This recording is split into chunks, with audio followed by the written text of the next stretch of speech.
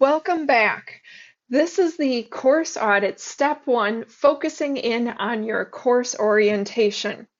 This first module that you have access to now is all about getting yourself prepared and set up for a successful audit. And this guide is actually here to serve as your companion as you dive into your course and embark on your journey of reviewing and enhancing your course. As you can see here in this getting set up section to start, in other words, getting set up to start your course audit, this first part talks about the video that's going to be embedded right here, which you're watching right now if you are actually watching this. But these videos aren't necessarily meant to be something you sit down and watch through. Instead, I've set it up where I'm going to walk through the guide and scroll through that, but the key thing that I want you paying attention to is the audio. Because as you can see from step one, I want you to actually set up your screen or your workspace. That workspace should be set up so that you have your course on one half of the screen and then your note document on the second half of the screen. Or if you have a second monitor or a second device, you could open up your course on that other device and then put your notes on the screen in front of you. That way then you can be typing right within that. There is no right and wrong way to set yourself up for the screen. It all depends on what works for you. I personally have done it as well, where I keep an actual journal for a course. That way then I can go through that journal, make notes while the course is running. I basically keep what's known as a running record of the observations, the feedback, kind of my parking lot of edits that need to be done.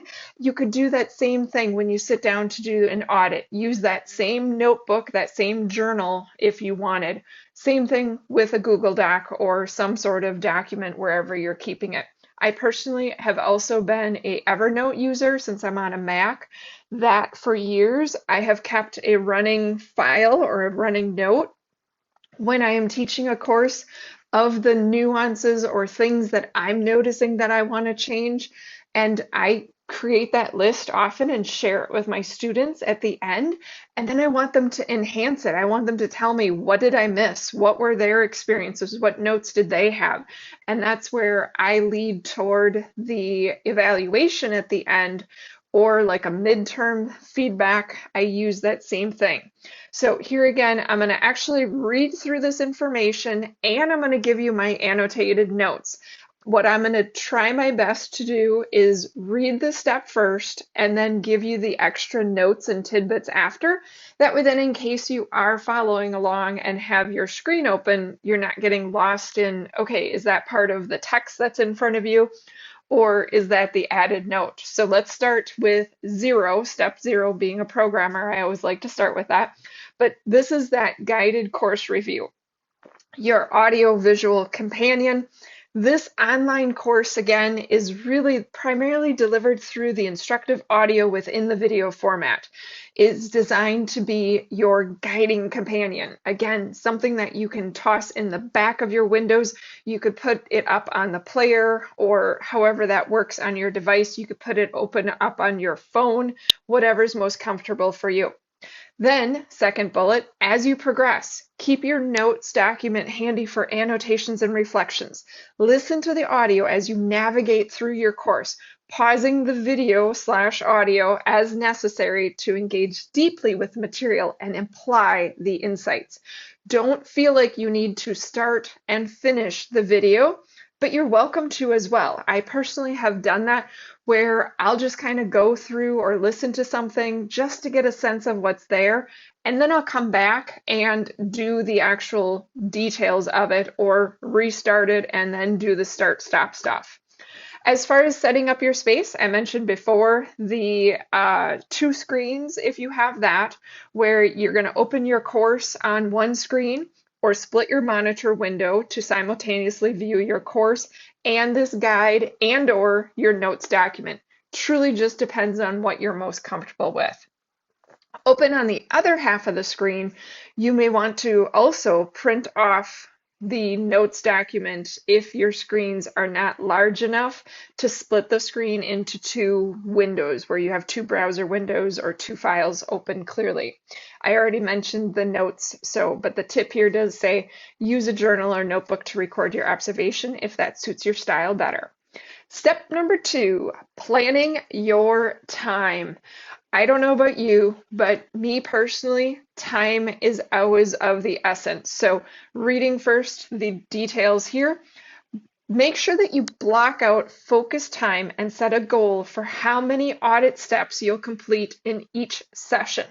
Consider doing a cursory review of all steps initially, then revisiting the sections that need the extra attention later. Also, balance your available time with the depth of the review you aim to achieve. So here's the added notes to this, the annotations. Ultimately, you know how much time you have in order to complete the edits before your next launch. So consider this as to you planning your time as to how deep do you want to go. Do you truly just want to do a cursory review on your own to get a sense of it, so you're going to go through really fast? That might be what you want to do at this moment in time. Or, again, you might want to actually do an in-depth one when you're blocking an hour or 2 hours to do each of these steps. You need to choose what works best for you and the allotted time you have for it. Step 3 then, the initial review and reflection. So after completing steps 1 through 6, what I'm going to encourage you to do is take a break. If you prefer, you might want to jot down some initial reflections and then step away for a day or two. This allows you to return with fresh eyes, which is invaluable and often reveals new insights into the notes that you've taken. That separation, I don't know if you've ever listened to the book, it's an audio book through Amazon, and I can definitely put the link down below, but the 3-day effect. Often when we're separated from something for that 3-day effect, we get such clarity. Or maybe you go and do, if you're into breath work or meditation or some sort of exercise, running something, just take some sort of break, come back to your notes and everything that you've done and review it again with that fresh perspective. Step 4 then. Creating your edit list. So you've come back, you've done your reflection now. Now it's time to actually dig into that list of edits and notes that you've made. What you want to do is compile a list of potential edits, categorizing and prioritizing tasks for the immediate future and for longer term planning.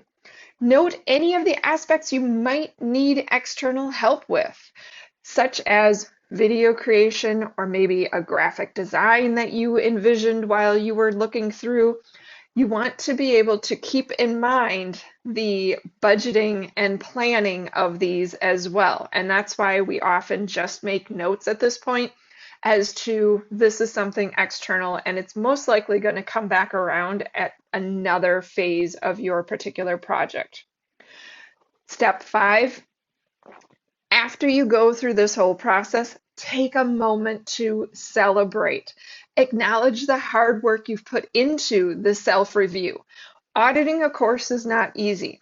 It's a significant step many shy away from, preferring third-party evaluators, which is wonderful. I love doing it for people. But celebrate your dedication to improving your course and the fact that you were willing to conduct this audit on your own. Step 6, start the implementation and start implementing the changes that you've identified. This means start making the identified enhancements, mapping out the timeline that aligns with your next course launch. Allow for flexibility to accommodate any unforeseen delays.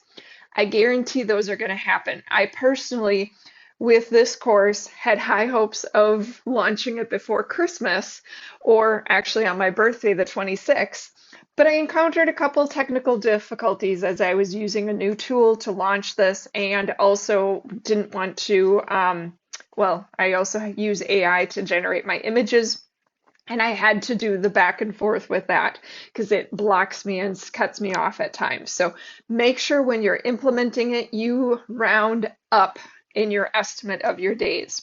Then step 7 is concluding your audit. Again, congratulate yourself once more for undertaking this detailed course audit. And even though we're only focusing in on the course orientation, this is a massive forward step to enhancing your course's experience. Your commitment to that excellence and continuous improvement is commendable.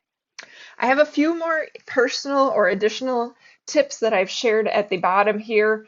Making a course journal. I mentioned that at the beginning of this video, but I definitely want to call it out here as well. Keeping that journal or notebook for each course can be an incredible value. Not only does it serve as a record of real-time observations and updates, but it also helps track these long-term changes and feedback, much like software version histories. So if you've ever noticed, or if you're ever updating software, when you install an update, it tells you what's been changed. That's basically what you're creating, but you're tracking what are the issues. And when things are repeatedly mentioned, you might want to even put tally marks in the margins. That's what I've done in the past. If you're doing this and you're thinking about your entire program, you may want to actually consider doing this audit not only on this one course, but your other courses or the entire program as a whole. So if auditing an entire program, repeat the process for each of those, then synthesize your findings to understand both the individual components and that overall structure. This holistic view is where consulting with an expert can be particularly beneficial. It is often very difficult to be in the weeds of your course and look at the forest where your course or your tree is located. I struggle with this on my own courses, and I always laugh because I do this for everybody else, but when I'm trying to up-level my own content or break it down to the right level, I also need an external person to walk through. I love to have somebody actually sit down and go through my course so I can sit there taking a running record of the responses, watching their face, recording them, whatever the case may be. It gets a little interesting when the person is not tech savvy and you are relying on someone like that. So keep that in mind when you select one of those people. A couple final notes to keep in mind about auditing. Regular audits are ideally conducted every 1.5 to 3 years at a minimum, and ideally that's done by a third party to ensure your course remains current, effective, and engaging. Often we are too deep in that course, and that's where that next and final bullet on this page is. This fresh perspective is key to uncovering hidden challenges and enhancing the learning experience for all participants.